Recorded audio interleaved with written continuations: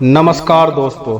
भारत को आज़ाद हुए आज 76 साल पूरे हो चुके हैं और देश अपने स्वतंत्रता दिवस का जश्न मना रहा है। 15 अगस्त 1947 को हमारा मुल्क ब्रिटिश हुकूमत से आज़ाद हुआ था। इस यादगार दिन की सालगिरह को हमारे देश राष्ट्रीय पर्व स्वतंत्रता दिवस के तौर पर मनाते आ रहा है। स्वतंत्रता दिवस सभी भारतीयों के लिए राष्ट्रीय गौरव और एकता का दिन है। हर भारतीय नागरिक के लिए स्वतंत्रता दिवस 15 अगस्त का दिन बेहद खास होता है, क्योंकि इसी दिन हमारे देश को अंग्रेजों की 200 सालों की गुलामी से मुक्ति मिली थी। साथियों, भारत भले ही विविधताओं से भरा देश हो, विभिन्न राज्यों में अलग अलग भाषाओं, जातियों, धर्मों और वेशभूषाओं वाले लोग रहते हों, सबका रहन सहन अलग हो, लेकिन स्वतंत्रता दिवस का दिन सबके लिए बहुत ज्यादा महत्व रखता है। स्वतंत्रता दिवस के दिन देशभक्ति की भावना लोगों को एक दूसरे के करीब ले आती है। अलग अलग क्षेत्रों के लोग एक ही ध्वज तिरंगा तले भारत माता की जय और जय हिंद के नारे दिखाई देते पड़ते हैं।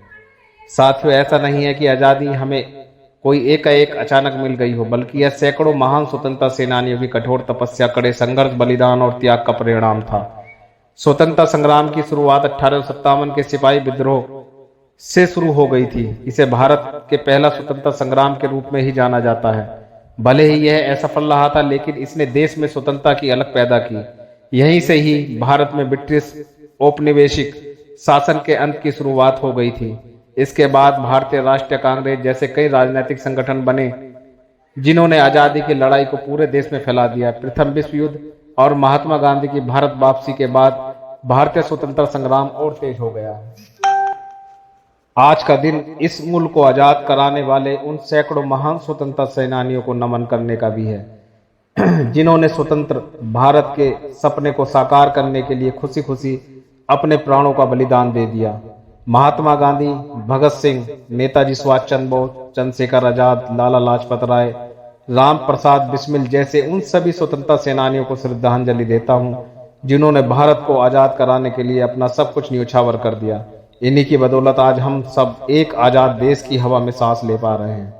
स्वतंत्रता संग्राम के दौरान अंग्रेज अफसर आजादी के इन मतवालों के हौसले को नहीं डिगा पाए। इन्होंने अंग्रेजों की नाक में दम कर दिया। स्वतंत्रता सेनानियों के आंदोलन से अंग्रेजी हुकूमत की बुनियाद हिलने लगी थी। वे कई बार जेल गए, लेकिन इनकी हिम्मत को जेल और जेलर कमजोर नहीं कर पाए। आखिरकार अंग्रेजों को भारत छोड़ना पड़ा।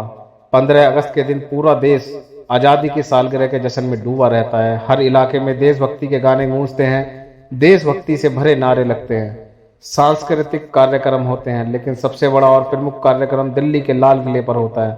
15 अगस्त के दिन हर साल भारत के प्रधानमंत्री दिल्ली के ऐतिहासिक लाल किले पर तिरंगा फहराने के बाद देश की जनता को संबोधित करते हैं। दरअसल 15 अगस्त 1947 को भारत के पहले प्रधानमंत्री जवाहरलाल नेहरू ने लाल किले के लाहौरी गेट पर राष्ट्रीय ध्वज फहराया था। वो ऐतिहासिक घटना हर किसी के लिए गर्व का पल रही है। तभी से यह परंपरा चली आ रही है। स्वतंत्रता दिवस लोगों के लिए आजादी के बाद से देश द्वारा की गई प्रगति पर विचार करने और सभी नागरिकों के लिए बेहतर भविष्य बनाने की अपनी प्रतिबद्धता की पुष्टि करने का भी समय है। इसमें कोई शक नहीं है कि इन बीते 76 वर्षों में हमने कई मील के पत्थर पार किए हैं और कई चुनौतियों को पार किया है, लेकिन हमें अभी भी सभी के लिए लैंगिक व सामाजिक समानता, न्याय और समृद्धि सुनिश्चित करने के मामले में एक लंबा रास्ता तय करना है। स्वतंत्रता दिवस हमें एक राष्ट्र, एक झंडे के नीचे खड़े होकर भारत को किसी भी देश से एक बेहतर देश बनाने का संकल्प लेने का दिन है, फिर चाहे हम किसी भी रंग, जाति, धर्म, भाषा और आदि के आधार पर एक दूसरे से भिन्न क्यों न हों। आइए जानते हैं देश की आजादी के लिए किन किन जगहों पर विद्रोह की शुरुआत हुई। मेरठ, देश की आजादी के लिए पहली क्रांति 1857 में हुई। इस विद्रोह की शुरुआत 10 मई को मेरठ से हुई थी। मेरठ में 10 मई की शाम को चर्च का घंटा बजा, जिसकी आवाज सुन लोग घरों से निकलकर एकत्र हो गए और सदर बाजार में अंग्रेजी हुकूमत के खिलाफ नारेबाजी करने लगे। आजादी के लिए सबसे पहले यहीं से बिगुल बजा, जिसकी आवाज देखते ही देखते दिल्ली तक पहुंच गई। झांसी, रानी लक्ष्मीबाई का नाम इतिहास में स्वर्णिम अक्षरों में लिखा जा चुका है। जब भी इतिहास की सबसे साहसी, निडर और क्रांतिकारी महिलाओं का जिक्र होगा, झांसी की रानी लक्ष्मीबाई का नाम सबसे पहले लिया जाएगा। झांसी से लक्ष्मीबाई ने ही 1857 की क्रांति की अगुवाई की। 22 वर्षों की उम्र में ही रानी लक्ष्मीबाई अंग्रेजों से लड़ते हुए वीरगति को प्राप्त हुई। उनकी शहादत ने देश के हर महिला और पुरुष को आज़ादी की लड़ाई में बिना डरे लड़ने के लिए प्रोत्साहित किया। लखनऊ 1857 की क्रांति की कमान लखनऊ में अवध के नवाब वाजिद अली शाह की पहली पत्नी बेगम हजरत महल ने संभाली। उन्होंने अंग्रेजों के खिलाफ विद्रोह कर दिया। पराजय के बाद भी वह ग्रामीण इलाकों में क्रांति की आग जलाती रहीं। 21 मार्च 1858 को अंग्रेजों ने लखनऊ पर अधिकार कर लिया। यहाँ रेजिडेंसी में आज भी भारतीय सैनिकों के खून की छींटे दिखाई देते हैं। गोरखपुर उत्तर प्रदेश के गोरखपुर के पास भारतीय क्रांतिकारियों ने 5 फरवरी 1922 को ब्रिटिश पुलिस चौकी को आग लगा दी, जिसमें 22 पुलिसकर्मियों का जलकर मौत हो गई। चोरी चौरा कांड आज़ादी की जंग के सबसे बड़े विद्रोह में से एक था, जिसने ब्रिटिश हुकूमत को डरा कर रख दिया। हालांकि चोरी चौरा कांड के चलते महात्मा गांधी ने असहयोग आंदोलन वापस ले लिया था। प्रयागराज आज़ादी की लड़ाई लड़ने वाले वीर सपूतों में एक चंद्रशेखर आज़ाद भी हैं, जिनकी वीर गाथा पूरे भारतवर्ष को पता है। 15 अगस्त के मौके पर चंद्रशेखर आज़ाद को नमन करने के लिए इलाहाबाद जा सकते हैं। यहाँ अल्फ्रेड पार्क शहीद चंद्रशेखर आज़ाद की वीर गाथा गाता है। 27 फरवरी 1931 को अंग्रेजों ने जब आज़ाद को घेर लिया तो उन्होंने अंग्रेजों की गोली से मारे जाने से बेहतर खुद को गोली मारना समझा और अपनी जान क्रांति के लिए न्योछावर कर दी। आइए जानते हैं आज़ादी के बाद की बड़ी उपलब्धियां कौन कौन सी हैं। अगर हमें किसी ऐसे स्थान पर रख दिया जाए जहां सभी तरह की सुविधाएं हों, लेकिन हमसे आज़ादी छीन ली जाए, तो क्या हम उस स्थान पर रह पाएंगे? मेरा ख्याल है कि आज़ादी से बड़ी कोई सुविधा नहीं होती। पराधीन मनुष्य खूंटे पर बंधे उस जानवर के समान होता है जो चाहकर भी अपनी इच्छा से कुछ नहीं कर सकता। हम भी 200 सालों तक अंग्रेजी हुकूमत के पिंजरे में कैद रहे और कठिन संघर्ष के बाद 15 अगस्त 1947 को खुली हवा में सांस ले पाए। हमने अंग्रेजों के चंगुल से आज़ादी तो पा ली, लेकिन इतने लंबे वक्त तक गुलामी में रहते हुए हमारे पंख कट चुके थे।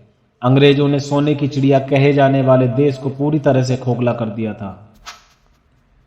ऐसे में आज जब हम आज़ादी की 77वीं वर्षगांठ मना रहे हैं, तो इस बात पर विचार करना आवश्यक हो जाता है कि इन 76 सालों में हम कहां पहुंचे और क्या उपलब्धियां हासिल की। तो चलिए जानते हैं 76 सालों में भारत द्वारा अर्जित की गई कुछ बड़ी उपलब्धियों के बारे में। अनाज की कमी से लेकर अनाज का निर्यातक बनने तक का सफर। अंग्रेजों ने कृषि व्यवस्था को इस हाल में पहुंचा दिया था कि आज़ादी के समय देश के पास न तो पर्याप्त अनाज था और न ही अनाज उत्पादन के लिए आधारभूत सुविधाएं थी। साल 1950-51 में केवल 5 करोड़ टन खाद्यान्न का उत्पादन होता था, जो देश की 35 करोड़ जनसंख्या का पेट भरने के लिए पर्याप्त नहीं था। स्थिति की गंभीरता का अंदाजा इस बात से लगाया जा सकता है कि आज़ादी के 15 साल बाद 1962 में हमारे प्रधानमंत्री लाल बहादुर शास्त्री को देश की जनता से एक वक्त उपवास रखने की अपील करनी पड़ी थी। उन्होंने अपने आह्वान में कहा था, पेट पर रस्सी बांधो, साग सब्जी ज्यादा खाओ, सप्ताह में एक दिन एक वक्त उपवास करो, देश को अपना मान दो। इस स्थिति से जल्द निपटने के लिए भारतीय राजनेताओं ने भूमि सुधार, सिंचाई सुविधाओं का विस्तार, कृषि में वैज्ञानिक विधियों व अनुसंधान को बढ़ावा देने और हरित क्रांति समेत कई बड़े कदम उठाए।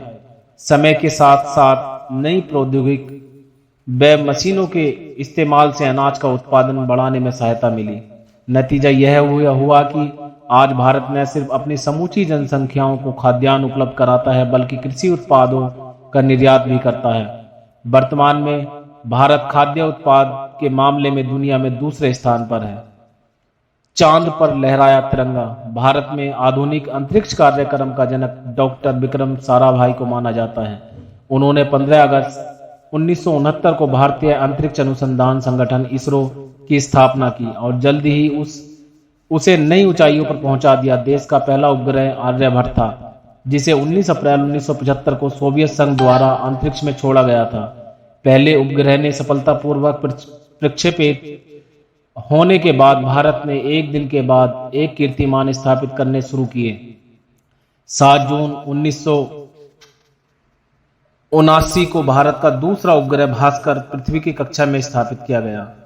इसके अलावा 22 अक्टूबर 2008 को इसरो द्वारा चंद्रयान 1 भेजा गया, जो 14 नवंबर 2008 को चंद्रमा की धरती पर पहुंचा। चंद्रयान 1 ने चांद पर भारतीय तिरंगा लहराकर इतिहास रच दिया और चंद्रमा पर अपना झंडा लगाने वाला चौथा देश बन गया। यह जानकर गर्व होगा कि चंद्रयान 1 ने ही चांद पर पानी की खोज की थी। इसके बाद साल 2014 में भारत ने मंगलयान को मंगल की सतह पर उतारकर एक नई उपलब्धि हासिल की। 15 फरवरी 2017 को PSLV ने एक साथ 104 उपग्रहों को कक्षा में स्थापित कर विश्व रिकॉर्ड बनाया।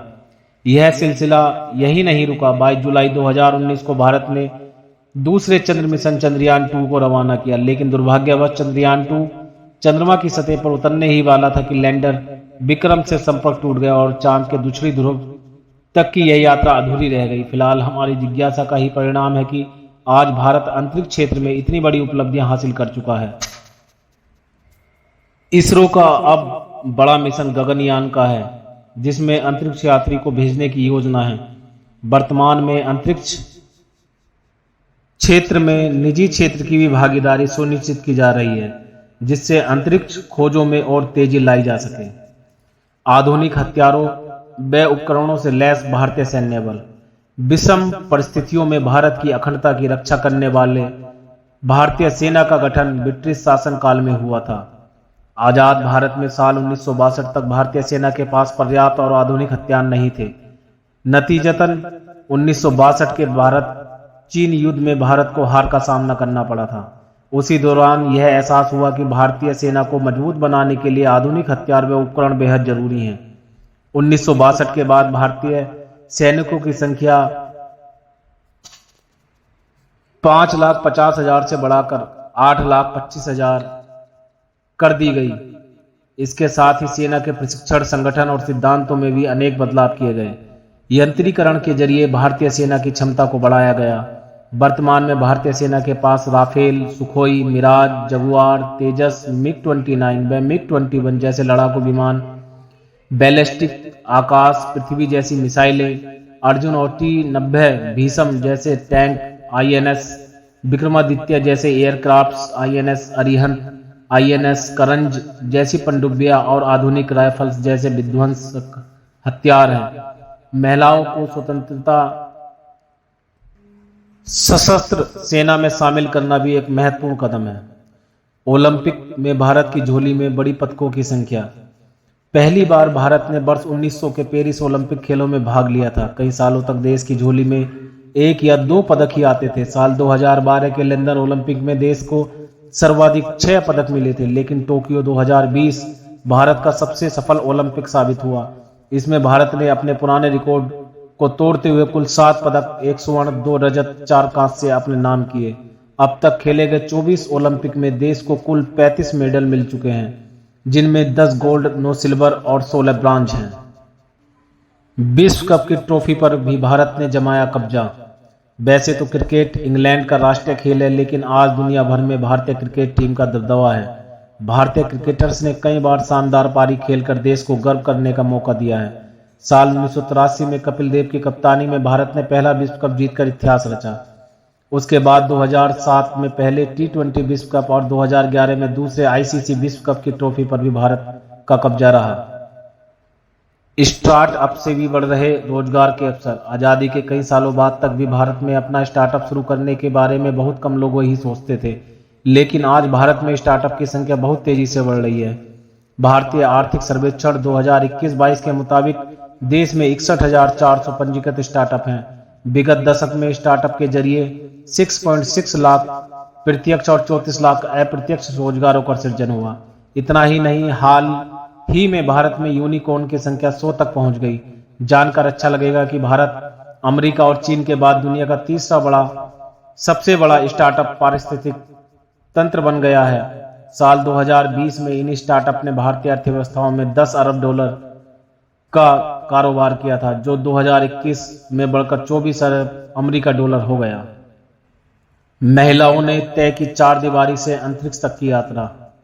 आजादी के 7 दशकों के सफर में देश की महिलाओं के जीवन में क्रांतिकारी बदलाव आए हैं। पिता की संपत्ति में बेटियों को बेटों के बराबर हक दिलाने वाले कानूनी अधिकार समेत अन्य कई अधिकारों को प्रदान कर महिलाओं को मजबूत बनाया गया। साथ ही 3 तलाक जैसे बंधनों से छुटकारा मिलना भी महिलाओं को आज़ादी दिलाने की दिशा में उठाया गया बड़ा कदम है। आज देश की महिलाएं घर की 4 दीवारी से बाहर निकलकर देश की बहुआयामी विकास में अपना अमूल्य योगदान दे रही हैं। 50 साल की उम्र में ब्यूटी स्टार्टअप नायका की स्थापना करने वाली फाल्गुनी नायर, टोक्यो ओलंपिक 2020 में रजत पदक जीतने वाली मीराबाई चानू, महिला फाइटर पायलट भावना कंठ, वित्त मंत्री निर्मला सीतारमण, माउंट एवरेस्ट फतेह करने वाली बिछेंद्री पाल, अरुणिमा सिन्हा और अंतरिक्ष की सैर करने वाली कल्पना चावला सहित अनेक ऐसे नाम हैं जिन्होंने मिसाल कायम की है। इसके अलावा आज़ादी के 76 सालों में शिक्षा, स्वास्थ्य, भारतीय बैंकिंग, परिवहन सेवा, इंटरनेट कनेक्टिविटी और मीडिया सहित अन्य कई क्षेत्रों में भी अमूलचूल परिवर्तन हुए। एक समय स्वास्थ्य सेवाओं के अभाव से गुजर रहे भारत का कोरोना जैसी महामारी में औषधि और वैक्सीन का वैश्विक आपूर्तिकर्ता बनना एक बड़ी उपलब्धि है। हमें अपनी इन उपलब्धियों पर जरूर गर्व करना चाहिए, लेकिन इन सब के बीच प्रधानमंत्री जवाहरलाल नेहरू द्वारा कही गई बात को नहीं भूलना चाहिए। उन्होंने कहा था, जिस उपलब्धि की हम खुशियां मना रहे हैं वो नए अवसरों के खुलने के लिए केवल एक कदम है। इससे भी बड़ी जीत और उपलब्धियां हमारा इंतजार करेंगे। भविष्य में हमें आराम नहीं करना है और नए चैन से बैठना है, बल्कि लगातार कोशिश करना है। अगर आपको यह जानकारी अच्छी लगी हो तो वीडियो को लाइक, शेयर और चैनल को सब्सक्राइब कर दीजिए। धन्यवाद।